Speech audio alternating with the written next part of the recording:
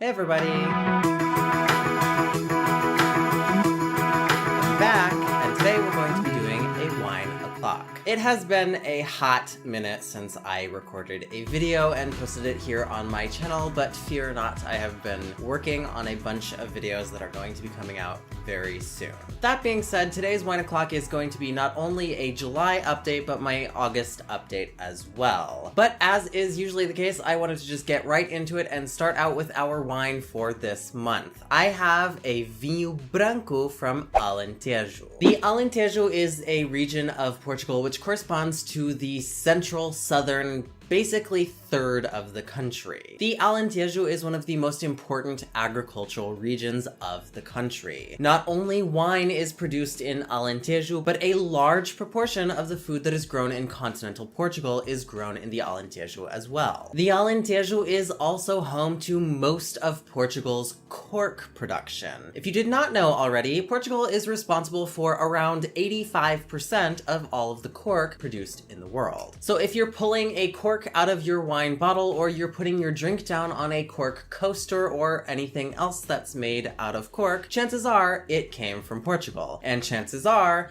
that cork itself came from the Alentejo. But the Alentejo is well known for its wine production as well, and today, because it is still the summer, I have a white wine. This wine is a reserve wine made from the Dona Maria winery. This producer is a fairly small regional producer. There is not that much to note about Dona Maria. But it is important to note that this is a reserve wine. What that means is that the wine itself has been aged longer than a wine that is not marked as a reserve wine. When you see reserve or Grand Reserve on wines, what that means is that those wines have passed through a longer period of initial aging. Generally speaking, those wines are going to be considered of a higher quality and will sell for a higher price. However, that is not always the case. There are lower market reserve wines that are made, especially in mass production for things like European grocery stores. Another thing to look out for, such as is the case with this wine, is that this wine's name is Amantes, but that does not refer to the variety of grape used to produce this wine. In many cases, when you're looking at a wine label, you will find that the wine itself has a name. A lot of the times, the name can be placed in a way that can cause confusion between the name and the grape variety. Some wine labels do not include the grape variety on them. This is normal, and in those cases, you will simply have to do your research in order to find out what the varietal is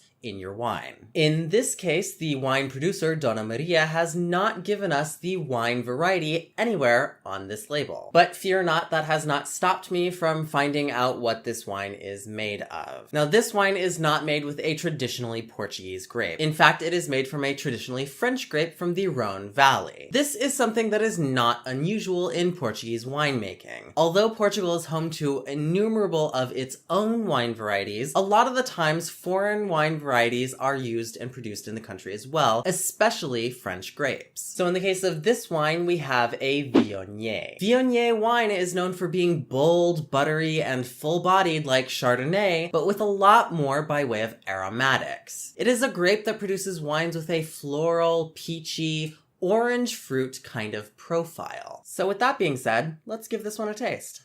As is to be expected, this is a very full-bodied white wine. You can see that you would expect that from this wine based on the color of this wine. It is a darker, kind of a yellow color, very reminiscent of Chardonnay. As for flavor, it also fills the same profile that you would expect from this grape variety. It is full-bodied and bold, but it also has notes of orange fruits. Overall, I would say that this is the type of wine that if you are looking to bring wine to a party or give it as a gift to a friend, you might think about getting something along this line. It's not the most expensive wine you'll find, but it is a perfectly decent step up from table wine.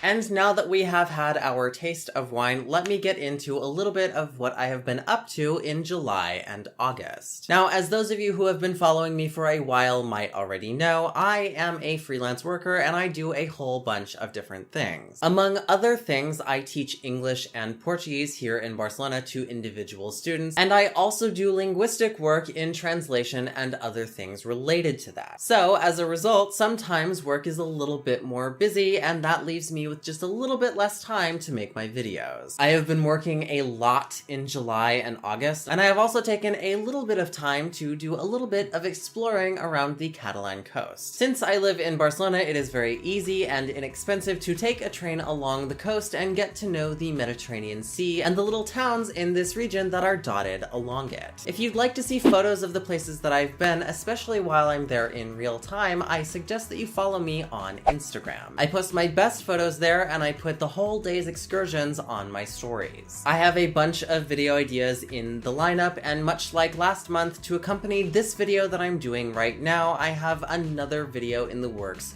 right alongside it. My next video after this one will be the next installment of how Portuguese has evolved as a language. So fear not, the linguistics videos are going to be back, and there are lots of them coming. If you are interested in me doing more videos about linguistics, just let me know some of the things that you would like to see me do, or just get in touch with me on my social media. And if you are not aware, I also do a podcast in English about LGBT things, what's been going on in my life, and what's been going on in my co-host's life, including things that relate to pop culture that you can find in the links below if you want a weekly update on things that have been going on with me. We already have over 170 episodes at this point, so that is one of the best ways that you can keep up with me. But that's all I've got for this update and little taste of Portuguese white wine. I hope you enjoyed this video. If you did, if you learned something or otherwise enjoyed it, give me a thumbs up down below. You might think about subscribing to my channel if you're not already. I make videos about food, culture, and the Portuguese language, which you can find in playlists directly on my channel or in the eye above, and I will see you next time.